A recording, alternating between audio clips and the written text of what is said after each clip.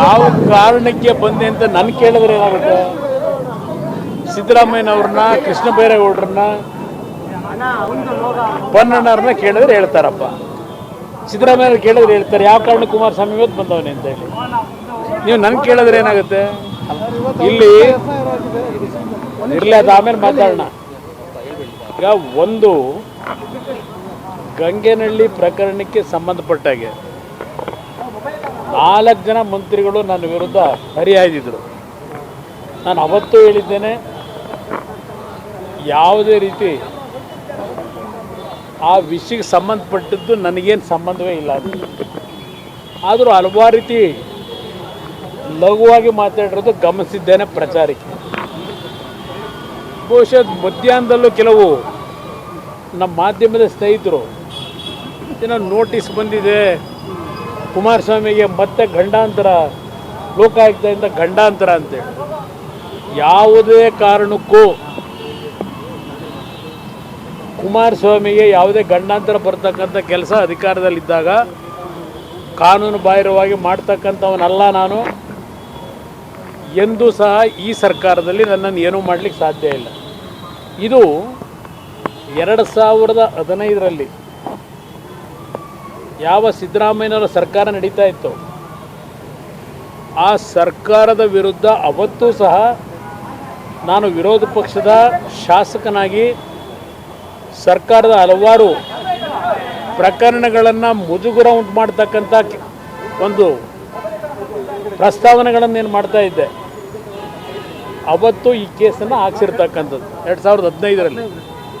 ಇವತ್ತು 2024. ಈಗಾಗಲೇ ಹಲವಾರು ಬಾರಿ ತನಿಖಾ ಹೇಳಿಕೆಗಳು ತಗೊಂಡಾಗಿದೆ. ಮತ್ತೆ ಇವತ್ತು ಕರೆದಿದ್ದಾರೆ. ಮೊನ್ನೆ ಯಡಿಯೂರಪ್ಪನವ್ರನ್ನೂ ಕರೆದಿದ್ರು ಅಂತ ಮಾಧ್ಯಮದಲ್ಲಿ ಗಮನಿಸಿದೆ. ಇವತ್ತು ಕರೆದಿದ್ರು. ಇವತ್ತು ಬಂದು ನಾನು ಅವರು ಏನು ಪ್ರಶ್ನೆಗಳು ಕೇಳಿದ್ದಾರೆ ಎಲ್ಲ ಪ್ರಶ್ನೆಗಳಿಗೂ ಉತ್ತರ ಕೊಟ್ಟು ಬಂದಿದ್ದೇನೆ. ಇನ್ನು ಉಳಿದ ತನಿಖೆಗಳು ಮುಂದುವರಿಸ್ಕೊಳ್ಳಿ. ತನಿಖೆಗಳನ್ನು ಮುಂದುವರಿಸಿ ಏನೇನು ಕಾನೂನು ವ್ಯಾಪ್ತಿಯೊಳಗೆ ಕ್ರಮ ತೆಗೆದುಕೋಬಹುದು, ತಗೊಳ್ತಕ್ಕಂಥದ್ದಕ್ಕೆ ಈ ಸರ್ಕಾರ ಮುಕ್ತವಾಗಿದೆ. ಆಗಲೂ 2014ರಲ್ಲಿ ಇದೇ ಸರ್ಕಾರ ಇದ್ದಿದ್ದು ಈಗಲೂ ಇದೇ ಸರ್ಕಾರ ಇದೆ. ಸಚಿವರು ತಕ್ಷಣ ಬಂದು ಪತ್ರಿಕಾಗೋಷ್ಠಿನ ಮಾಡ್ತಾರೆ, ಮಾಡಿ ಕುಮಾರಸ್ವಾಮಿ ಅವರ ಹೆಸರನ್ನ ನೋಡಿ. ನನ್ನ ಬಗ್ಗೆ ಏನು ಹೇಳಿಕೆಗಳು ಕೊಟ್ಟರಲ್ಲ ಅವರೆಲ್ಲ ಮಹಾನುಭಾವರು ನನ್ನ ಮಂತ್ರಿಮಂಡಲದಲ್ಲೇ ಇದ್ದಾರಲ್ಲ. ಕಾಂಗ್ರೆಸ್ನವರೇ ಬಂದು ನಾನು ಮುಖ್ಯಮಂತ್ರಿ ಮಾಡ್ಕೊಂಡು ಕೂರಿಸ್ಕೊಂಡಿದ್ರಲ್ಲ 2018ರಲ್ಲಿ. 2015ರಲ್ಲಿ ನನ್ನ ಮೇಲೆ ಕೇಸ್ ಇವರೇ ಹಾಕ್ಸಿದ್ದಲ್ವೇ? ಯಾವ ಮುಖ ಇಟ್ಕೊಂಡು ನಾನು ಮುಖ್ಯಮಂತ್ರಿ ಮಾಡ್ಕೊಂಡಿದ್ರು ಇವರು? ಕೃಷ್ಣ ಬೈರೇಗೌಡರಿಗೆ ಅವತ್ತು ಗೊತ್ತಾಯಿಲ್ಲ ನನ್ನ ಮಂತ್ರಿಮಂಡಲದಲ್ಲಿ ಮಂತ್ರಿ ಆಗಲಿಕ್ಕೆ. ಯಾಕೆ ಒಪ್ಪಿಗೆ ಕೊಟ್ಟರು? ನಾನು ಇಂಥ ಅಪರಾಧ ಮಾಡಿದರೆ ಅವತ್ತು ನನ್ನ ಮಂತ್ರಿಮಂಡಲಕ್ಕೆ ಯಾಕೆ ಸೇರ್ಕೊಂಡಿದ್ರು ಅವರು? ಅವತ್ತು ಕುಮಾರಸ್ವಾಮಿ ಕೆಟ್ಟವನಿರಲಿಲ್ಲ ಅಲ್ವಾ? ಕುಮಾರಸ್ವಾಮಿ ಕೆಟ್ಟವನಿರಲಿಲ್ಲ. ಕುಮಾರಸ್ವಾಮಿ ಕಾನೂನು ಬಾಹಿರ ಚಟುವಟಿಕೆ ಮಾಡಿರಲಿಲ್ಲ ಅವತ್ತು ನಾನು ಮಂತ್ರಿಮಂಡಲಕ್ಕೆ ಬಂದಾಗ. ನಾಳೆಯ ದಿನ ಈ ಸರ್ಕಾರ, ನಾನು ಬೆಳಗ್ಗೆನೂ ಗಮನಿಸಿದ್ದೇನೆ ಮುಖ್ಯಮಂತ್ರಿಗಳ ಹೇಳಿಕೆನ ಬೆಳಗ್ಗೆ ಗಮನಿಸಿದ್ದೇನೆ. ಅವ್ರು ಹೇಳಿದ್ದಾರೆ, ನಾನು ಯಾರಿಗೂ ಎದುರೋ ಜಾಯಮಾನ ಅಲ್ಲ ಹೇಳಿದ್ದಾರೆ ಅಲ್ಲವೇ? FIR ಕಾಪಿ ಕೋರ್ಟ್ನಲ್ಲಿ FIR ಹಾಕಬೇಕು ಅಂತ ಹೇಳಿ ಡೈರೆಕ್ಷನ್ ಕೊಟ್ಟು ತೀರ್ಪು ಕೊಟ್ಟ ನಂತರ 48 ಗಂಟೆಗಳ ಕಾಲ FIR ಹಾಕಲಿಲ್ಲ.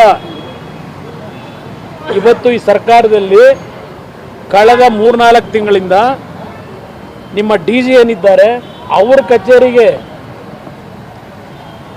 ಹೆಣ್ಮಕ್ಳುಗಳನ್ನ ಕರೆಸ್ಕೊಂಡು ಯಾವ್ಯಾವ ಥರ ಅರ್ಜಿಗಳನ್ನು ಬರೆಸ್ಕೊಂಡು 24 ಗಂಟೆನಲ್ಲಿ FIR ಹರಿದು ಕೇಸ್ಗಳನ್ನು ಯಾವ ರೀತಿ ಹಾಕೊಂಡು ಕೆಲಸ ಮಾಡ್ಕೊಂಬಂದಿದ್ದೀರಿ.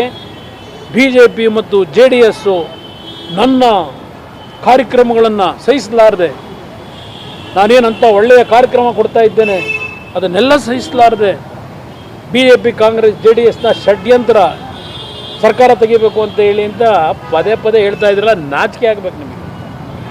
ಇವತ್ತು ಸರ್ಕಾರವನ್ನು BJPಯ ಸರ್ಕಾರದ ಬಗ್ಗೆ, ನರೇಂದ್ರ ಮೋದಿ ಅವ್ರ ಬಗ್ಗೆ ಮಾತನಾಡ್ತೀರಿ. ಯಾವ ನೈತಿಕತೆ ಇಟ್ಕೊಂಡಿದ್ದೀರಿ ನರೇಂದ್ರ ಮೋದಿ ಬಗ್ಗೆ ಮಾತನಾಡ್ಲಿಕ್ಕೆ? ನಿಮಗೆ ಏನಿದೆ? ಸಿದ್ದರಾಮಯ್ಯ ಅವರಿಗೆ ಯಾವ ನೈತಿಕತೆ ಇಟ್ಕೊಂಡಿದ್ದಾರೆ?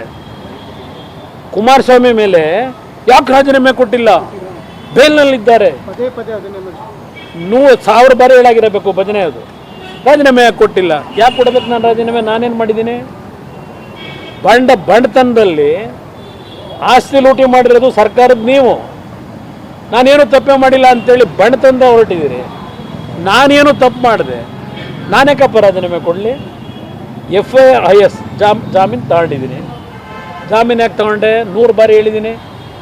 2013ರಲ್ಲಿ ನೀವು ಮುಖ್ಯಮಂತ್ರಿ ಆಗಿ ಒಬ್ಬ ಕೆಂಪಣ್ಣ ಅಂತ ಒಬ್ಬನ ಇಟ್ಕೊಂಡಿದ್ರಲ್ಲ, ಕಾನೂನು ಇದು ನಿಮ್ಮ ಪೊಲೀಸ್ ಇಲಾಖೆಯ ಎಕ್ಸ್ಪರ್ಟು ಕೆಂಪಯ್ಯ, ನನ್ನನ್ನು ಒಂದು ದಿನವಾದರೂ ಇಷ್ಟೆಲ್ಲ ಆಟ ಆಡ್ತಾನೆ, ನಮ್ಮ ವಿರುದ್ಧ ಹಲವಾರು ಏನೋ ಒಂದು ಮುಜುಗರಕ್ಕೀಡು ಮಾಡ್ತಾ ಇದ್ದಾನೆ, ಒಂದು ದಿನವಾದರೂ ಜೈಲಿಗೆ ಕಳಿಸ್ಬೇಕು ಅಂತೇಳಿ ಕಾನೂನು ಬಾಹಿರವಾಗಿ ಅಧಿಕಾರ ದುರುಪಯೋಗ ಪಡಿಸ್ಕೊಂಡು ಈ ಕುಮಾರಸ್ವಾಮಿ ಕೆಣಕ್ದಂಥ ನೀವು ಪಾರದರ್ಶಕ ಆಡಳಿತವ ನಿಮ್ಮದು?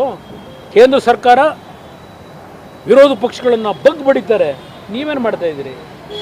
ನಿಮ್ಮ ಕೆಲಸ ಏನು? ಇವತ್ತಿಲ್ಲಿ ಬಂದಿದ್ದೀನಲ್ಲ, ನಾನಿಲ್ಲೇನು ತಪ್ಪು ಮಾಡಿ ಬಂದಿಲ್ಲ. ನಾನೇನು ಕಾನೂನು ಬಾಹಿರವಾಗಿ ಆದೇಶ ಮಾಡಿ ಬಂದಿಲ್ಲ. ಇಲ್ಲಿ ಬರಲಿಕ್ಕೆ ಹೇಳಿದ್ದಾರೆ. ಮಧ್ಯಾಹ್ನದಿಂದಲೇ ಹೇಳ್ತಾ ಇದ್ದೀರಿ 3 ದಿವಸದಿಂದ ನೋಟಿಸ್ ಕೊಟ್ಟರು ಅಂತೇಳಿ. ಇದೆಲ್ಲ ಈಗ ಚರ್ಚೆ ಮಾಡಲ್ಲ. ನಾನೇ ಸ್ವಯಂ ಪ್ರೇರಣೆಯಿಂದ ಇವತ್ತು ಬಂದು ಆ ಅಧಿಕಾರಿಗಳಿಗೆ ಏನು ಕೇಳಿದ್ದಾರೆ ಎಲ್ಲದಕ್ಕೂ ನನ್ನ ಉತ್ತರ ಏನು ಕೊಡಬೇಕು ಕೊಟ್ಟಿದ್ದೇನೆ. ನಾಳೆ ದಿನ ಕೊಡ್ತೀನಿ, ಬನ್ನಿ. ನಾಳೆ 11 ಗಂಟೆಗೆ ಬನ್ನಿ. ಭಾಳ ವಿಷಯ ಇದೆ. ನಾನು ಮೊನ್ನೆ ಒಂದು ಮಾತು ಹೇಳಿದ್ದೀನಿ. ಈ ಸರ್ಕಾರದಲ್ಲಿರ್ತಕ್ಕಂಥ ಕೆಲವು ಪೊಲೀಸ್ ಅಧಿಕಾರಿಗಳು, ಹಿರಿಯ ಅಧಿಕಾರಿಗಳು ದರೋಡೆಕೋರರು ಅಂತ ಹೇಳಿದ್ದೇನೆ. ಅದರ ದಾಖಲೆಗಳನ್ನು ನಾಳೆ ದಿನ ಬಿಡುಗಡೆ ಮಾಡ್ತೀನಿ, ಬನ್ನಿ. ನಾಳೆ ಮಾತಾಡೋಣ. ನಾಳೆ ಬನ್ನಿ 11 ಗಂಟೆಗೆ. ಹೌದು, ಕಾನೂನು ವ್ಯಾಪ್ತಿಯಲ್ಲಿ ನಡೀತದೆ. ಹೌದು, FIR ಹಾಕಿದ್ದಾರೆ. ಇವರು ಈ ಅಧಿಕಾರಿಗಳನ್ನ ಇಟ್ಕೊಂಡು ಯಾವ ತನಿಖೆ ಮಾಡಿಸ್ತಾರೆ? FIR ಆಗಿದೆ, ತನಿಖೆ ಆಗಿ ನಡೀತಿದೆ, ನೋಡೋಣಂತೆ. ಯಾರು? ಮುಖ್ಯಮಂತ್ರಿಗಳು ಅರ್ಧ ರಾತ್ರಿ ಬೆಚ್ ಕುಡ್ತಾರಲ್ಲ. ಮೊನ್ನೆ ರಾತ್ರಿನೂ ಅರ್ಧ ರಾತ್ರಿ ಎದ್ದು ಡಾಕ್ಟರ್ ಕರೆಸ್ಕೊಂಡ್ರಲ್ಲ. ಹೆದರಿಕೆಯಲ್ಲಿ ಕರೆಸ್ಕೊಂಡ್ರು. ಯಾಕೆ ಕರೆಸ್ಕೊಂಡ್ರಂತೆ? ಮತ್ತೆ ಬರೋ ಅಂತ ಅವಶ್ಯಕತೆ ಇಲ್ಲ. ಅವ್ರೇನು ಕೇಳಿದ್ದಾರೆ ಎಲ್ಲ ಕೊಟ್ಟಾಗಿದೆ. ಯಾರು ಗಾಬರಿ ಆಗಬೇಡಿ. ಪಾಪ ನಿಮ್ಗೆ ಏನಾದ್ರು ನನ್ನ ಗಂಡಾಂತರ ಅಂತೇಳಿ ಅನುಕಂಪನ ಪಡಬೇಡಿ ನನ್ನ ಮೇಲೆ. ಮಾಧ್ಯಮದ ಸ್ನೇಹಿತರಿಗೆ ಹೇಳ್ತೀನಿ, ನಾಡಿನ ಜನತೆಗೆ ಹೇಳ್ತೇನೆ, ಯಾರೋ ನಮ್ಮ ಮಾಧ್ಯಮದ ಸ್ನೇಹಿತರು ಕುಮಾರಸ್ವಾಮಿಗೆ ಸಂಕಷ್ಟ ಅಂತ ಹೇಳಿದ್ರೆ ಕುಮಾರಸ್ವಾಮಿಗೆ ಯಾವ ಸಂಕಷ್ಟವೂ ಬರಲ್ಲ ಅಂತ ತಪ್ಪು ಮಾಡಿಲ್ಲ. ನಾಡಿನ ಜನತೆಗೆ ಹೇಳ್ತೇನೆ, ನಮ್ಮ ಮಾಧ್ಯಮದ ಸ್ನೇಹಿತರು ಭಾಳ ಜನ ಇದ್ದೀರಿ ನನಗೆ ಆತ್ಮೀಯರು. ಏನಪ್ಪ ನಮ್ಮ ಕುಮಾರಣ್ಣಂದು ಏನಾಯಿತು ಅಂತ ನೀವು ಯಾರು ಅನುಕಂಪ ಪಡಬೇಡಿ, ನನಗೇನೂ ಆಗಲ್ಲ. ನಾಳೆ ದಿನ ಬನ್ನಿ 11 ಗಂಟೆಗೆ. ಹಲವಾರು ವಿಷಯಗಳನ್ನು ಸುದೀರ್ಘವಾಗಿ ಚರ್ಚೆ ಮಾಡೋಣ.